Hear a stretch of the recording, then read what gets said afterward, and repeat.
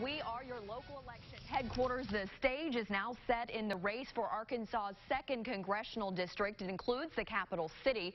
State Representative Clark Tucker grabbed enough votes in Tuesday's Democratic primary to make it onto the ballot in November. He'll face two-term Republican Representative French Hill today in his first television interview since the primary. Congressman Hill joins us live in Washington. Thanks for joining us, Congressman Hill. You bet. My pleasure. Well, we now officially have an opponent in this race for you, State Representative Clark Tucker. Many people say this is the one to watch in November. What are your thoughts on your opponent? How are you feeling, too, about your chances for re-election? Well, I'm excited about the work we've done for the last 3 years of work. When I campaigned back in 2014, I said I wanted to have a more competitive tax code. I wanted to reduce the regulatory burden on our small businesses and our entrepreneurs. And that's exactly what we've done over the last 3 years with the historic tax cuts that put more money in people's pockets, double the child tax credit to help our families, and we've reduced the regulatory burden on our business, including today when President Trump signed into law our reform of banking oversight of the Dodd-Frank Act. And you mentioned that tax cut bill. Your campaign actually began running some ads here in Arkansas ahead of the primary just a couple of weeks ago. You're touting that, also critical of House Minority Leader Nancy Pelosi. Can you tell us why you made the decision to go ahead and hit the airwaves before you even had your opponent officially?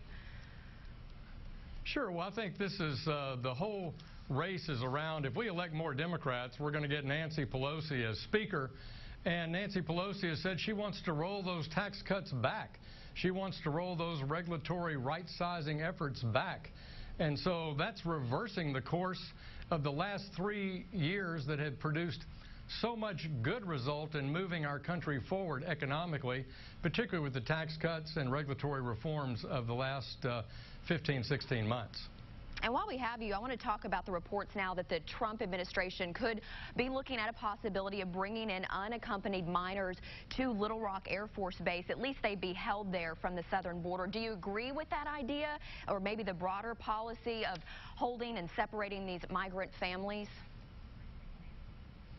Well, I think the law permits that. That's what the federal law is. My view has been that if unaccompanied children come across the border, to find out if they're being trafficked, being a source of trafficking by an adult that's not their parent, or if one of the parents has been has a criminal background in the United States, I think that's appropriate for those kids to be separated. But where possible, I think families should be kept together. President Obama pursued the same strategy in terms of using military bases when our detention facilities are full. And that's why I was proud to support our FY18 budget, which included 100 extra judges along the border to speed up this judicial process so that we don't have people in these detention facilities any longer than they have to be. And anything else you want to touch on the campaign trail as we head to November? Well, I believe that my opponent was handpicked by Nancy Pelosi, and so that's the race. That's why I think Nancy Pelosi is part of the issue before us, because she wants to roll back the tax cuts, roll back our regulatory approach, and my opponent has certainly said he didn't support the tax cut bill. So that's where we're going, and that's where I think we'll see the race turn during the year. All right, Congressman French Hill joining us from Washington today. We will be watching this race closely, and I'm sure see you on the campaign trail. Thanks for joining us. You bet. Thanks.